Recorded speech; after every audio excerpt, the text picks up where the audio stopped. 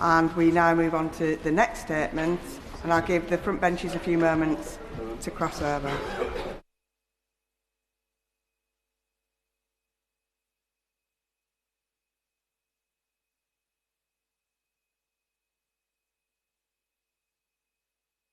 Minister.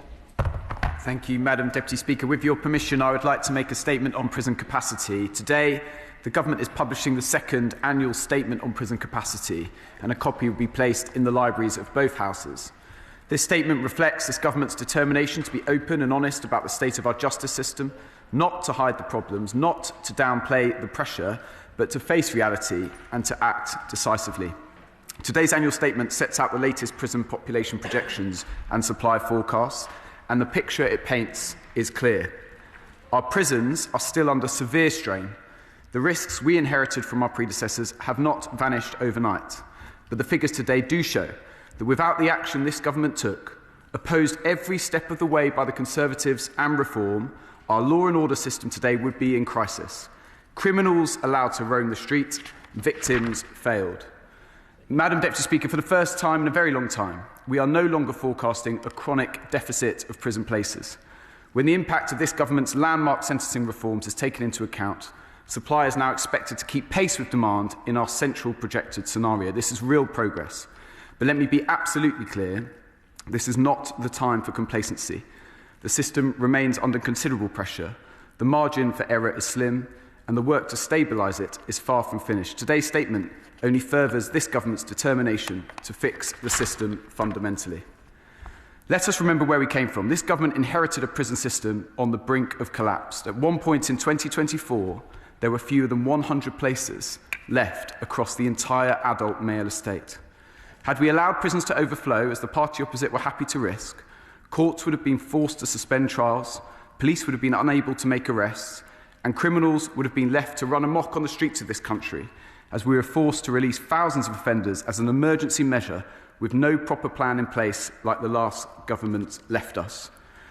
We were just one bad day, Madam Deputy Speaker. A protest turned ugly, or a surge in defendants in custody awaiting trial from a total collapse of the criminal justice system. This is not alarmism. This was a dangerously real possibility, and it was the direct legacy of 14 years of neglect by the last Tory Government, years in which only 500 net prison places were added over more than a decade, while demand surged relentlessly. The Shadow Justice Secretary, and I welcome him to his place, had a role in this sorry mess. Madam Deputy Speaker, in 2016 and 17, he was Chief of Staff to the then Prime Minister, and his Tory Government during that period closed 262 more prison places than they opened. They now, in opposition, oppose every action that fixes the problem they caused. In short, Madam Deputy Speaker, doing nothing, as advocated by the Tories and Reform, would have risked the total breakdown of law and order in this country. We know the last Government chose to stick its head in the sand and not face up to the crisis they created, but we cannot ignore that, because the alternative, doing nothing, would have been a reckless gamble with public safety which no responsible Government could countenance. That is why in September 2024, faced with the immediate risk of gridlock, we took decisive emergency action. We changed the automatic release point for certain standard determinant sentences from 50% to 40% to ease the intolerable pressure on the system. Madam Deputy Speaker, it was not an easy decision, it was the responsible decision. Emergency action brought us some time, and in December 2024, we set out our 10-year prison capacity strategy, the most ambitious prison building programme since the Victorian era. We committed up to £7 billion towards the delivery of 14,000 additional prison places by 2031. And today's statement shows that this commitment is not just rhetoric, but the reality that this Government is driving forward.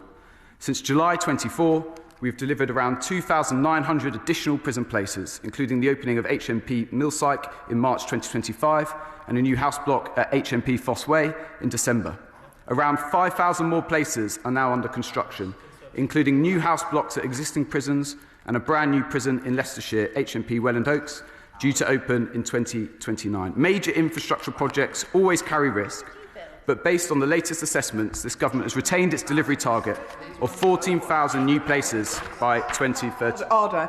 I am interested in hearing what the Minister's got to say, and I'm also very, very concerned because I think that our constituents want to hear what the Minister's got to say. Minister. I'm very grateful, Madam Deputy Speaker.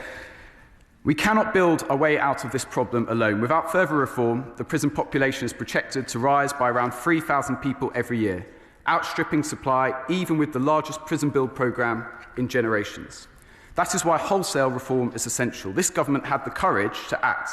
First, by launching the Independent Sentencing Review, led by the former Conservative Lord Chancellor, David Gauke. And it was because of that work that we have now been able to deliver the landmark Sentencing Act, legislation that will ensure punishment works to cut crime and to protect the British public.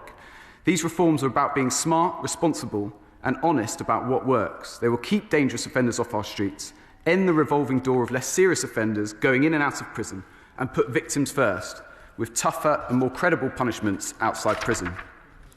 The provisions in that Act include a presumption to suspend short custodial sentences for less serious offenders, because we know that these do not work in so many cases. Almost 60% of those jailed for less than a year reoffend within 12 months. That means more crime and more victims. This reform is expected to have a particular effect on women in prison. Nearly 80% of women who receive custodial sentences spend mere weeks in prison. This causes huge problems for their prospect of rehabilitation, costs the taxpayer millions. We can do much better. And for offenders who do go to prison, release will depend on their behaviour while inside. Release at the earlier point will be theirs to lose, and those who behave badly can be kept in for longer, right up until the end of their sentence.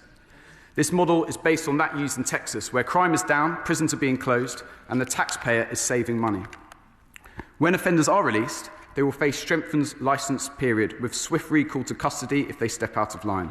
New strict licence conditions will be tailored to risk, such as banning alcohol-fuelled offenders from pubs or keeping troublemakers away from football matches. And more offenders will be forced to pay back their debt to victims and the communities they've harmed with financial penalties or through unpaid work.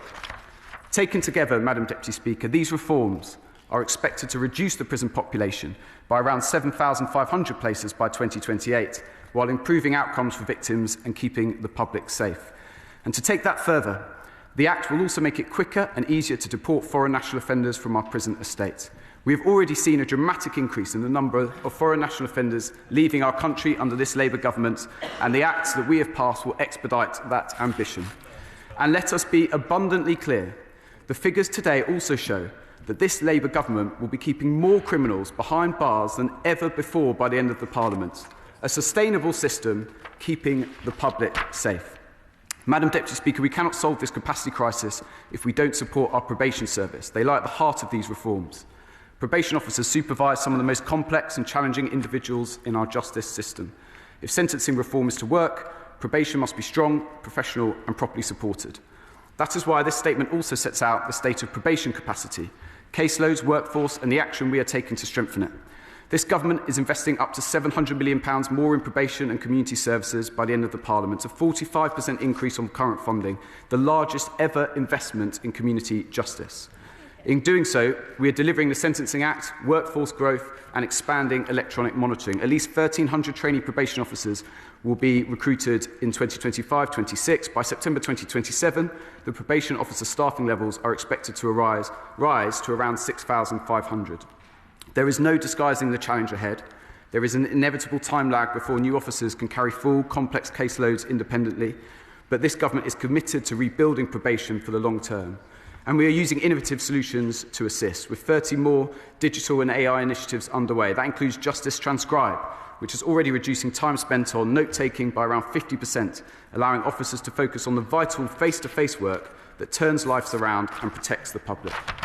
Madam Deputy Speaker, as promised in last year's statement, this government has now made the publication of this annual statement a statutory requirement through the Sentencing Act.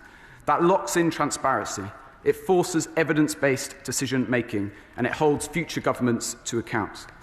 This is a step mark and a turning point. This landmark reform was never a choice, it was a necessity. Doing nothing was never an option. We are increasing capacity, we are strengthening accountability, and we are tackling the problems in our criminal justice system that have been ignored far too long. Madam Deputy Speaker, this government is determined that never again will Britain face a situation where there are more prisoners than prison places. Only this government has been willing to take the tough decisions, invest at scale, and reform the system to protect the public. We are facing this challenge head-on, and we will see it through, and I commend this statement to the House. Shadow Secretary of State Nick Timothy. Thank you, Madam Deputy Speaker. This is my first chance to speak about prisons as Shadow Justice Secretary, and I want to get straight to the point. Prison works. By taking dangerous and repeat criminals off the streets, prison works. By punishing people who have done wrong, prison works. By sending a clear message that if you're thinking of committing a crime, you will face consequences, prison works. So when the government produces sound plans to increase prison capacity, we will support them. But let's cut the spin from the substance in that statement, because the Minister seems to want a medal for letting criminals out of prison early. Yeah.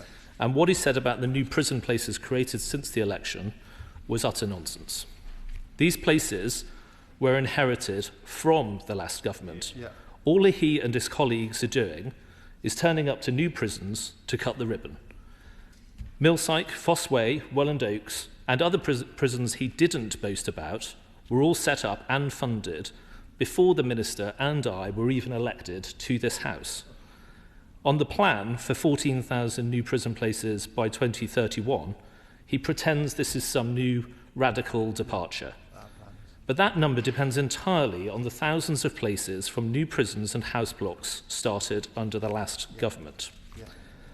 Let me read his answer to a question tabled by my honourable friend, the member for Huntingdon. Since the 5th of July 2024, and the Minister said this himself, quotes, "No new prisons have been planned or approved. It's a pity he wasn't so candid in the statements just now." And what about the milestones in reaching the new prison places? What will be the consequences if ministers fail to reach them? Is the Minister satisfied that the planning framework, as changed by this government, will mean no delays in construction? How many projects have been stopped since the construction company ISG went bust? If he can't rule out delays, what is his plan B? Can he promise the public there will be no extension to Labour's early release scheme? The crime statistics out today show sex offences are up 8% and shoplifting is up by 5% compared to last year. But with Labour sentencing policies, many of these criminals will avoid going to prison altogether. And what about the performance of the prison service? For all the talk of transparency today, at no point did he admit that prison officer numbers are down under this government by 468. So when he stands up, will he confirm that fact? With reports today that record numbers of offenders are being recalled to prison, will he comment on the serious allegation made by the Prison Officers Association that many criminals are breaching their probation terms so they can return to prison to sell drugs? On the deportation of foreign criminals, there was another statistical sleight of hand. Deportation numbers under this government remain roughly in line with the average of the Coalition and Conservative years in office, and are lower in half of those years. That is true. But I agree that those numbers remain too low, because we should be deporting all the foreign criminals in our prisons. Can the Minister confirm this is also his aim? And can he tell us how he will stop the European Convention on Human Rights getting in the way? Because we on this side of the House are clear, we will leave the ECHR. And will he condemn the actions of his boss, the Justice Secretary, who in opposition actively campaigned against the deportation of foreign rapists? And finally, Madam Deputy Speaker, I want to ask the Minister a question in principle. He told a journalist this week, quotes, "A pretty big chunk of the overall prison population shouldn't be in prison." His colleague, Lord Timpson, says only a third of prisoners should be locked up. These are my most important questions, so when he rises, he needs to answer very clearly. Is it true only a third of prisoners should definitely be behind bars? And will he say very clearly that he agrees with me that prison works? Thank you, Madam Deputy. I welcome the new Shadow Justice Secretary to his place. I hope that he can do a better job than his predecessor. Let me deal with this last question first, Madam Deputy Speaker. If he had read what I said in that interview very carefully, I was talking about youth custody service. I was not talking about the adult estate, so I would urge the honourable gentleman to go back, read that interview and perhaps come to the House and correct the record. On Madam Deputy Speaker, on the issue of prison works, prison can work. Prison can work. And I was abundantly clear in the statement that at the end of this Parliament, under this Labour government, there'll be more people in prison, more criminals in prison than ever before, so prison can work. But I would just gently urge the Shadow Justice Secretary to delve a little deeper. Look at short-term sentences, for example.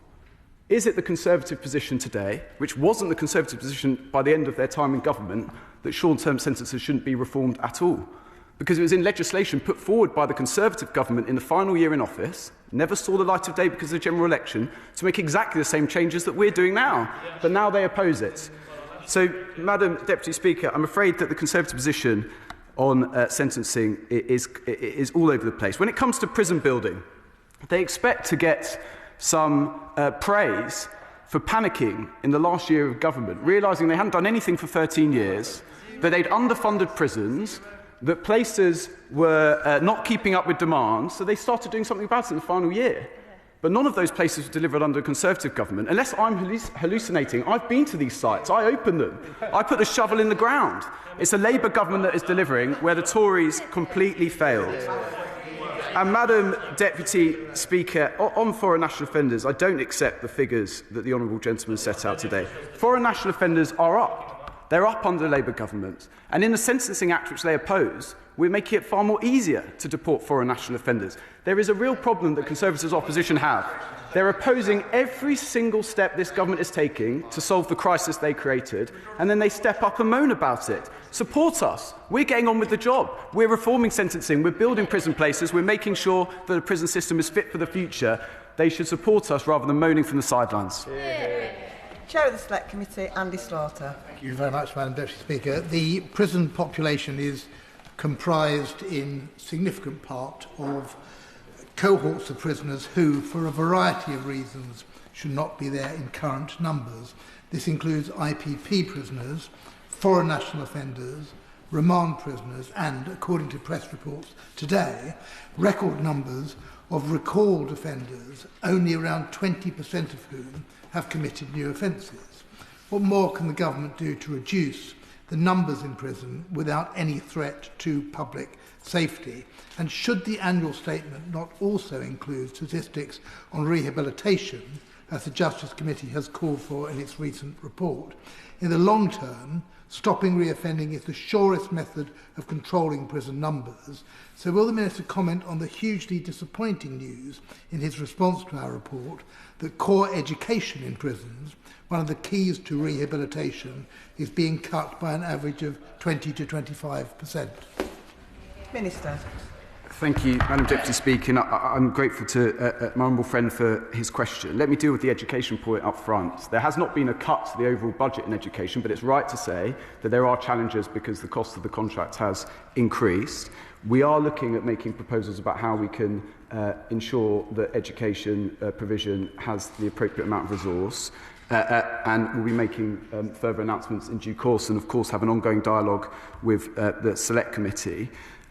On his central point about the number of people in prison that remain in prison that perhaps some people feel do not need to be in prison, of course, some of the provisions in the Sentencing Act, as that Act received royal assent, I think, just last week, as that come into effect, will have an effect on some of that population. We've had a regular dialogue about IPP, and Lord Timpson and the other places leading on that issue and continues to take that cohort under review. And on foreign national offenders, as I've just said to the Shadow Justice Secretary, Madam Deputy Speaker, this government is taking more action than the last government, and the legislation we've just passed will make it easier to take further action. We're all the time having ongoing conversations with other nations about prisoner transfer agreements that will make it far easier to deport foreign national offenders and far safer to do so as well. This is not the end of the way. The Sentencing Act is just the beginning. And as I set out in the statement, we're continuing to work hard to make sure that we're never in the situation we were in July in 2024. Liberal Democrat spokesperson Jess Brown-Fuller. Thank you, Madam Deputy Speaker. This government inherited a justice system in shambles after years of Conservative complacency and mismanagement. Overcrowding, administrative failures and cuts to vital services means the Justice Department too often appears to be moving from one crisis to the next as they try and fix an entire justice system that has been broken for a long time. Now, we in the Liberal Democrats did welcome the long-term provisions that the government has made to reduce pressure on the system, such as the presumption against short sentences and investment in capacity, and it is clear from today's report that those provisions in the sentencing bill are going to have a meaningful impact on demand for prison places in coming years. But I do have some questions for the Minister today. The proportion of female prisoners serving less than 12 months is 4 times that of the male population. Given the presumption against custody introduced by the sentencing bill, can the Minister outline what, if any, work is being undertaken to consider the future capacity in the prison female population estate that may be freed up due to the measures taken in the sentencing bill? The report also outlines government ambition to secure new land for future provision of prison builds. Can the Minister outline a timeline for this and for when currently under construction prison places will come online? Alongside this, the Minister has laid out plans to increase the number of probation officers to 6,500 by 2027. Retention of officers has been a long-standing issue within the probation system, and this has been compounded in recent years by the uptick of less experienced staff. Will the Minister set out what measures the Department will take to improve retention and whether this government will meet the HMPPS staffing level of 7,114 officers by the end of this Parliament? Now, the Minister has rightly said that reducing reoffending is key to easing long-term pressure on the system. Education is central to that ambition, providing prisoners with the skills they need to rejoin society after their sentences end and avoid making the same mistakes again. Yet, prison education is being cut, not strengthened, as the chair of the Justice Select Committee said. In fact, last month, the Independent Monitoring Board wrote to the Prisons Minister outlining the impact that real-term cuts beyond inflation rates were having on education. So will the Minister please explain how the government expects to deliver a rehabilitative programme system and reduce reoffending while prison boards are being forced to make dramatic cuts to education budgets? Minister. Thank you. I welcome the honourable member's question. Dealing with the issue of women prisoners, as I set out in the statement, short-term sentences disproportionately affects female prisoners. My recollection of the statistic is actually that the average sentence that a female prisoner faces is around 7 weeks when they're sentenced to a sentence of less than 12 months, which is often completely absurd and can affect the prisoner, the family detrimentally and not lead to rehabilitation. So short-term sentences is a massive part of what we're trying to do around that cohort, but there's also the Women's Justice Board that Lord Timpson is leading on, which is looking at provisions about how we can assist that particular cohort who often have very particular needs.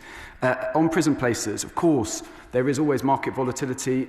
As this government knows, we're trying to build 1.5 million houses. We've got a commitment to investing in infrastructure, and that can also always be complex and it can be too difficult at times, and we're trying to change that. Part of having this annual statement is to make sure that any government is held to account for the prison places they've committed. We've committed to building and delivering 14,000 by 2030, and I'm confident that we will do that. On probation officers, you're right to raise, forgive me, Madam Deputy Speaker, she's right to raise the issue of retention. We are having regular conversations with relevant trade unions and, of course, meeting with probation officers on a regular basis is a very important part of my job and all Justice Ministers' jobs as well. That work is ongoing, and we hope to be able to update the House shortly on it. And look, on education, I understand the honourable member's point. We are undertaking a lot of work in this area on education, often working with the third sector. There's no point pretending that there is no fiscal pressure in the justice system at the moment. Our twin focus is on ensuring that we solve the prison capacity crisis, that we deal with the court backlog, but we will be making sure that we support educational provision in our prisons wherever possible. Kim Johnson. Thank you, Madam Deputy Speaker.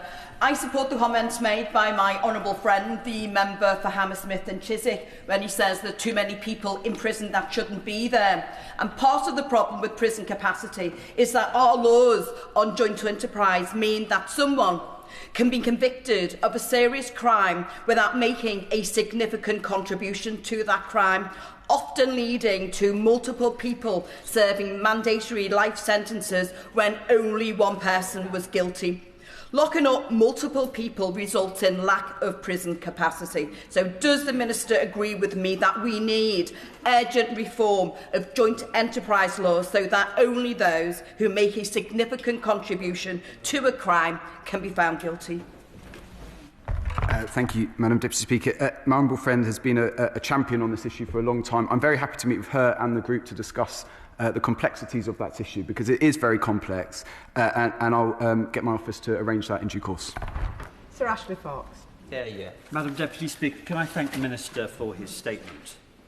he said that the release of prisoners will depend on their behaviour while inside. So can he confirm that under his definition of good behaviour, that will include mandatory attendance at education and training, which should result in reduced reoffending? And can he advise the House how he will achieve this, given that the government will be commissioning 25% less education in the coming year? He says the reason for that is the price has increased. Well, that's because the government only contracts very large quantities, contracts, and were he to delegate those budgets to prison governors and give them the freedom to use local suppliers, the price would fall rather than relying on 2 or 3 enormous providers who have the government over a barrel.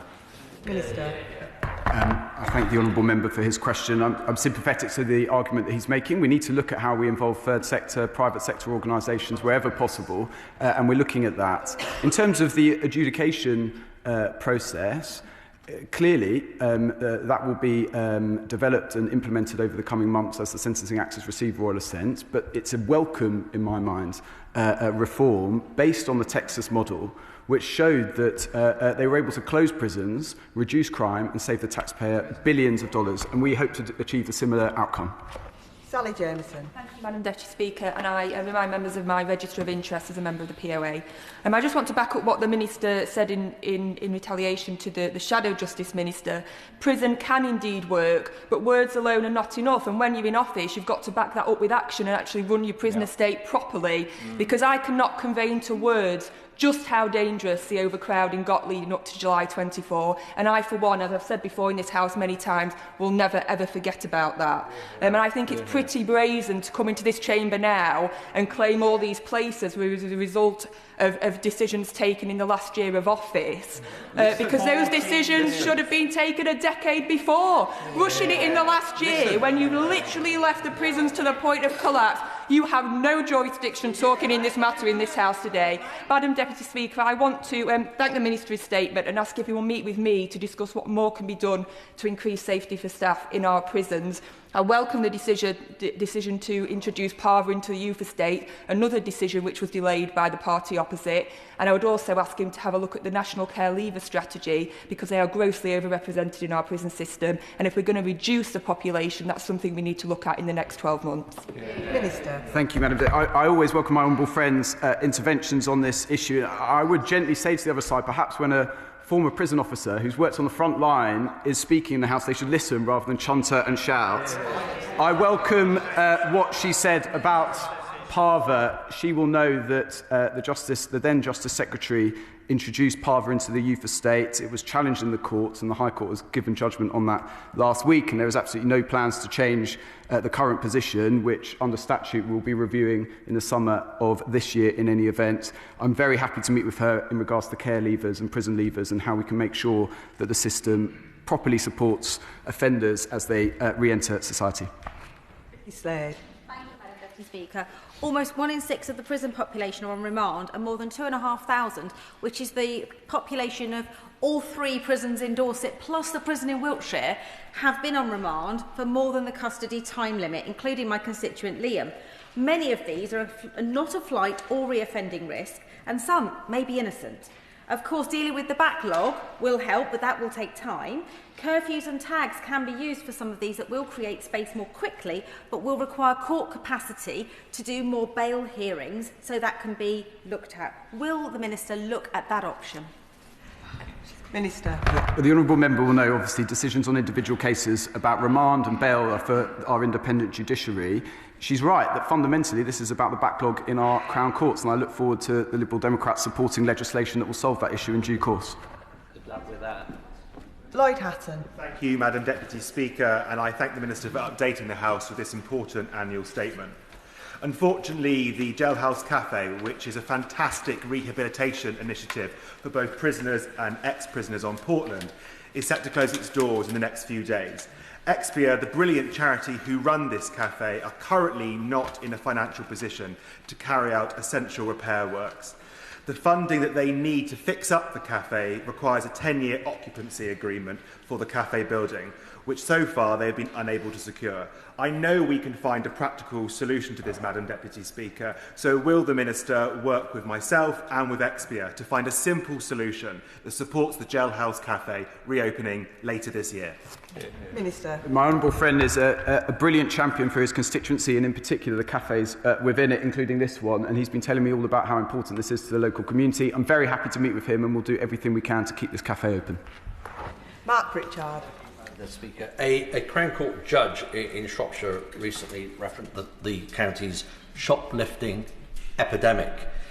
In his statement on page 6, to quote, the government says more credible punishments outside prison. They include a presumption to suspend short custodial sentences for less serious offenders because we know these do not work. End quote.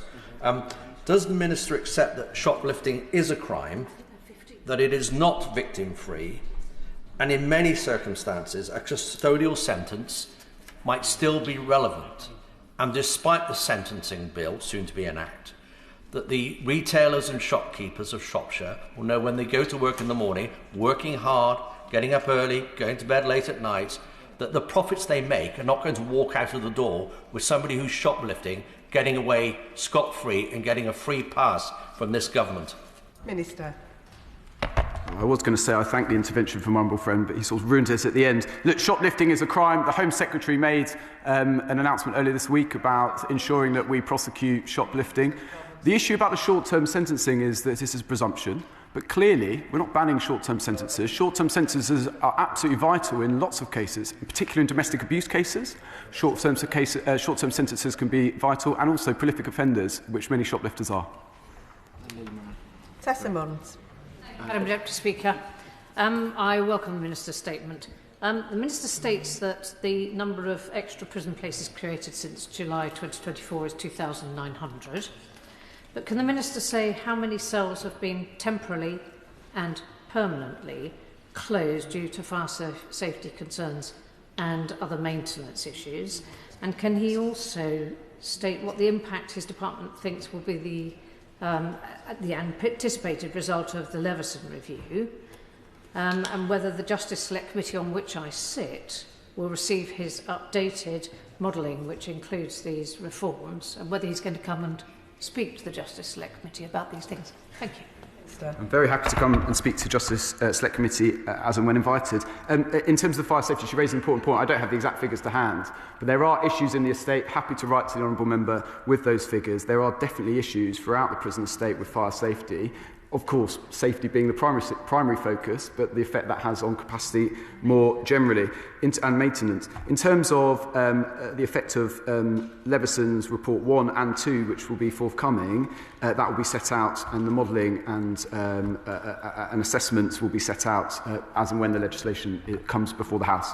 And I'm sure it will be sent to the Justice Select Committee as well. Ben Obsujective.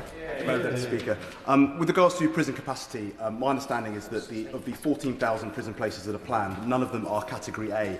So could the Minister confirm how much remaining capacity there currently is within the prison system at Category A, and is he confident that there'll be enough going forwards? And also, with regards to ISG Construction Limited, there were 12 prison projects, including the new prison in Buckinghamshire, which were due to be delivered by ISG before it went into administration. Both of the major project portfolio programmes they're working on are red-rated within that. Can he confirm that all of those projects have now recommenced and that there is now a new contractor delivering those 12 projects? Minister. Let me write to the Honourable Gentleman on his last question. I just don't have the details and I don't want to mislead him or the House on that particular case. He raises the issue of high security prisons. There is a particular stream of work going on at the Department looking at the future of that estate, and we'll be updating the House in due course. Jim Shannon. Thank you, Madam Deputy Speaker. Can I thank the Minister for his statement? Does the Minister accept that in the rush to free up space, government has missed the rehabilitation aspect, which is essential for any real reform? How can government show prisoners a different way, teach them new skills and give them confidence in their ability to change when sentences are cut, regardless of where we are in the rehabilitation process? Bearing in mind that Northern Ireland is similar to England and Wales, reoffending is significantly higher amongst those serving short sentences, with approximately 51% of adults released from sentences of less than 12 months who reoffend within a year? Thank you. I thank the honourable gentleman. He said there was a rush to free up space. There was a rush to free up space because we absolutely had to. If we hadn't freed up space within our prison system, the criminal justice system would have collapsed. So there definitely was a rush. He mentions rehabilitation. Absolutely, this government is committed to rehabilitation, and that is a thread throughout the Sentencing Act, which has just received royal assent. Over the next few weeks, I think about my diary. I'm going to a literacy project in Doncaster. I'm going to visit colleges that are linking up to universities, to prison. Sorry, we have to look creatively and holistically to make sure that we have the services and resources in our prisons to offer educational programmes, work programmes. As I said before to the Liberal Democrat spokesperson, there's no point pretending that there isn't fiscal pressures in the criminal justice system at the moment. There are, and we have to think a bit creatively and work with partners to overcome them. That concludes the statement, and I'll give the House a few moments for the front benches to settle and swap over.